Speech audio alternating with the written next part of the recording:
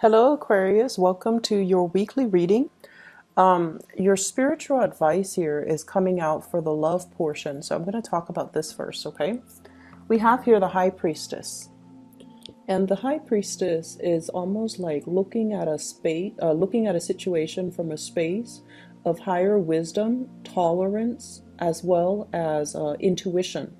So this is a card about a revelation. She's unveiling something. She's coming across some information and she's using her intuition as a guide to tell her what to do. And she needs to also always listen to her intuition. When it comes to this deck, this is an image of somebody that has a lot of wisdom, has a lot of insights into human characters, and it's also somebody that is a little bit on the colder end. They're hard to reach, they're hard to read. People don't immediately recognize what it is that you're trying to say, what it is that you're trying to communicate, or what it is that you're thinking. So a lot of the times they have trouble reading you. They have trouble understanding your intentions. And I feel like this is a week for you to be very careful about your communication with significant others, with your crush, with your love interest, mainly because that veil is covered. So it's like they might not, you might think that you're making a joke, but they might not think so. And as a result of it, they might get offended, they might get hurt. And it leads here to this situation, the Five of Swords, where harsh words are being exchanged, where there is conflict, where there is argument, where two people cannot see eye to eye. This is the energy of your partner or your love interest. I have a sword, very strong sword energy. So you might be dealing with like another air sign where the two of you are very, very similar. However, the communication itself, and because, if it's, I feel like it's not so much the actual communication, but it's more the intentions behind it. They don't really know your intentions, or the two of you are at a point where the communication is not flowing really well.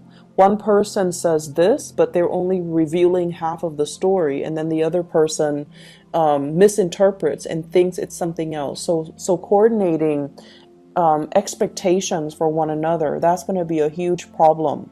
And it's really important for you both to spell things out. So I feel like you're in a situation where there is a lot of tension.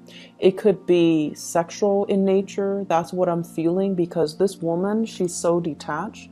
And if your partner or your love interest feels that you're withdrawing or you are detaching, it's going to lead to this where they feel like, they're operating from a space where they pick fights. The two of you bicker a lot more, or they might say, like, make offhanded remarks to kind of get a rise out of you, to kind of get something going, mainly because they don't know how you feel, and they might have to revert or resort to this type of tactic just to get an emotional response out of you.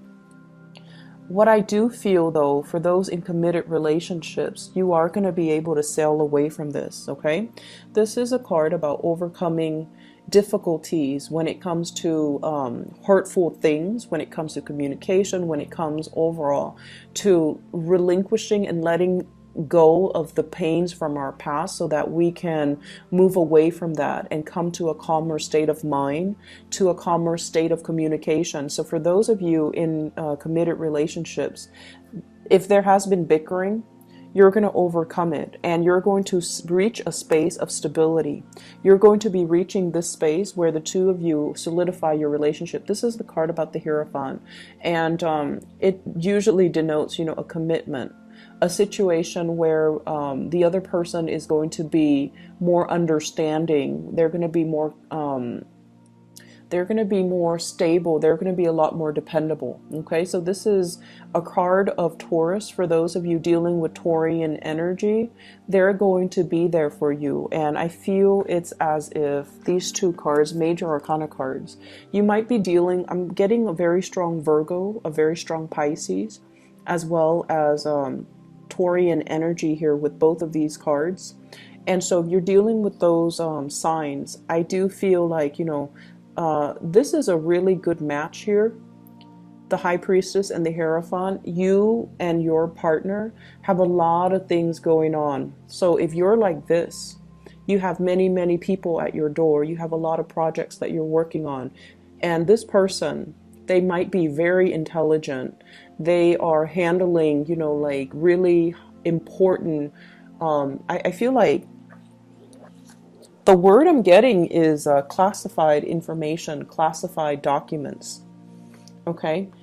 This is also a card of a student, somebody who's in school, somebody who's learning, somebody who's also a teacher, and somebody who is coaching, teaching, mentoring. So the two of you, I feel, is you're both advancing and you both are learning.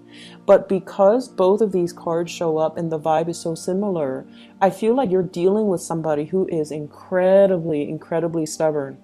Okay, they might not be a fixed sign like the Leos, Taurus, another Aquarius, or what's the last, the Scorpio people. However, one person wants to be the teacher and the other, and expects the other person to learn. So it could be them wanting to, play the role of a teacher. And so I feel like if there has been a lot of conflict, it's because of ego clashes. And you are a very independent sign. You're very independent when it comes to your ideas. You don't like other people to impose their ideas on you or their ideologies on you. And so you might be butting heads with them. And so this is the week where I see your energy kind of softening up, where you're unveiling yourself. You're being a lot more receptive to the way that this person shows love and shows affection. And I feel like a lot of it, the catalyst that allows the two of you to do that is the Ace of Swords. This is truth, communication, revealing how you really feel and allowing the other person to kind of be themselves. If they feel like they want to, be the teacher in the relationship, if they feel like they have a lot of insights, a lot of things that they can offer you, maybe there is some truth to that. So maybe, letting them talk, maybe just letting them be, maybe giving them space, and maybe just having that breakthrough in communication so that the two of you can share. And really, I see a major thing here about you needing to communicate from the heart, needing to as well not be so harsh with communication, so toning it down a little bit. And they're saying baby talk, and I know that sounds so weird for an Aquarius. I can't even imagine, but they're saying like baby talk, okay, with the sword energy. I feel as if it's saying here, really pick your battles. If it's not worth it, don't fight over it, because you guys can get really bogged down when it comes to if there are disagreements in certain ideas, you want to get to the bottom of it. You want to resolve discrepancies. You want the other person to come to your way of doing things or believing in certain ideas. And if the other person's really stubborn, the more you push, the more they resist. And so I feel like you've finally met your match. And so the only way for this to work is if you openly, honestly communicate your needs, communicate your expectations. And I feel like the other person, they're so dependable. This Hierophant here, they're very dependable. So they're going to, do whatever it takes to make you happy. Singles and dating, this is a really good card overall, where you're going to be communicating with your crush or somebody that I feel like you might initially find them kind of boring. Initially, okay? You might find them initially kind of boring, and they might rub you the wrong way at first because they're kind of abrasive. And then gradually you get to know them, and you get to see this really patient, enduring side of them that loves to read, that loves to have their alone time. They're quite independent, and they're just a pillar of strength and stability and morality as well. So whatever you thought was really annoying about them, you might, find them quite endearing and quite attractive, and you might be really, really drawn to them. And I think a lot of it is happening because of really great communication between the two of you. So if there has been tension, I feel like it's de-escalating and it's leading to some major communication breakthrough. So there's going to be a lot of talks with relationship partner, crushes, etc. for this week. Really take the time to kind of open yourself up, because if it's just mental energy, that doesn't really lead to anything. So make sure, you speak from the heart chakra to talk about your dreams, your wishes, your desires, your expectation for the other person, what it is that you really want out of a partner, okay? The other areas of your life, first of all, I have here the Two of Pentacles. This is one of the first cards that jumped out. So the Two of Pentacles, this is like making decisions, weighing the pros and the cons of the decision. And I feel for many of you, you're doing this on the job, okay? Should I waste my time with this client? Is it going to be like a sure thing? Or should I, just cut my losses and work on another account? Should I reject this offer, or should I, take up this offer?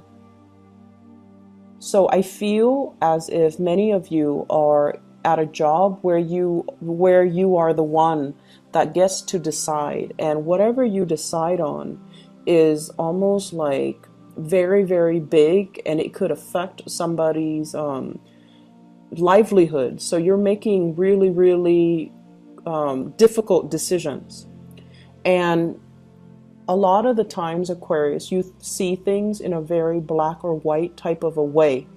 If it's wrong, it's wrong. If it's right, it's right. And that's the nature of fixed signs. They have very, very strong likes and dislikes, and they have very strong opinions. And I feel like this is the week where early on in the week, you might feel like, oh, this situation is kind of fishy. Let me go and, interrogate the other person. Let me get to the bottom of it. Let me, just give them a piece of my mind so that they don't feel like they pull the wool over my eyes. Like, I'm no fool. I want to assert myself, and I also want to, let them know that I know what they're up to. So I feel like there is some sneaky behavior here in your work environment, and I feel like you want to charge in and you want to fix the situation.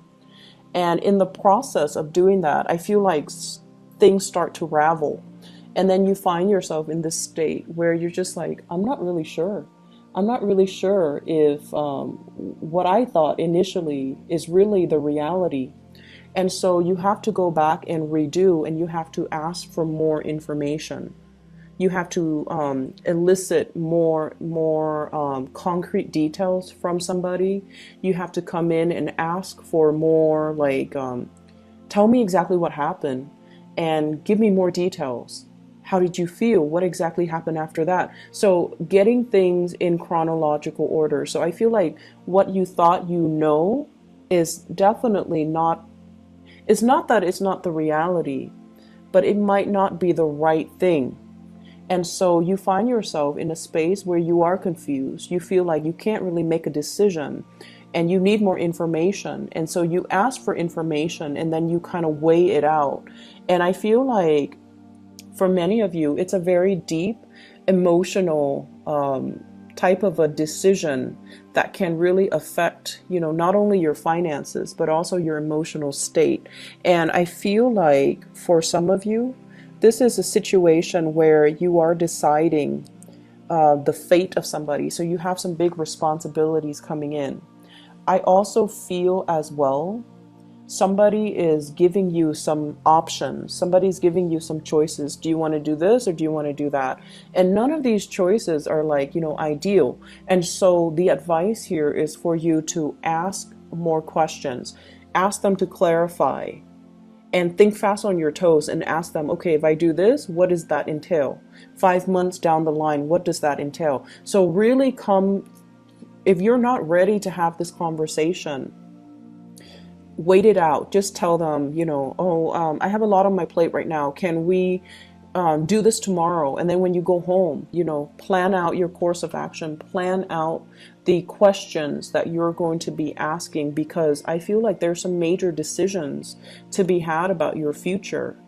and or somebody else's future. And it's big decisions, and it needs to be, you know, weighed out very, very thoroughly and very carefully. And so because it seems like, you know, if you're seeing things like in a very binary way, like yes or no, right or wrong, black or white, do I like it or don't I like it, it's not going to be enough. There are a lot of nuances here, and you have to be very careful about how you handle it. The whole Both of these spreads are echoing the same theme, which is that you need to be very clear and succinct with your communication. There's a lot more to the story. There's a lot more behind the scenes that and the inner workings and the nuances that you're not aware of. So if you were to jump the gun and rush right in, you're going to be at a loss for words because things are going to confuse you. So if you're not ready to have that conversation, if you're not ready because you feel like you don't have all the facts, put a stop to it and just tell your love interest or whoever it is, you know, that you're dealing with. I'm going to take a step away from this. Let us resume this conversation tomorrow, and then come to it tomorrow prepared with your list of questions. Okay? I hope the reading is helpful for you guys. I do wish you all the best. Okay? Take care.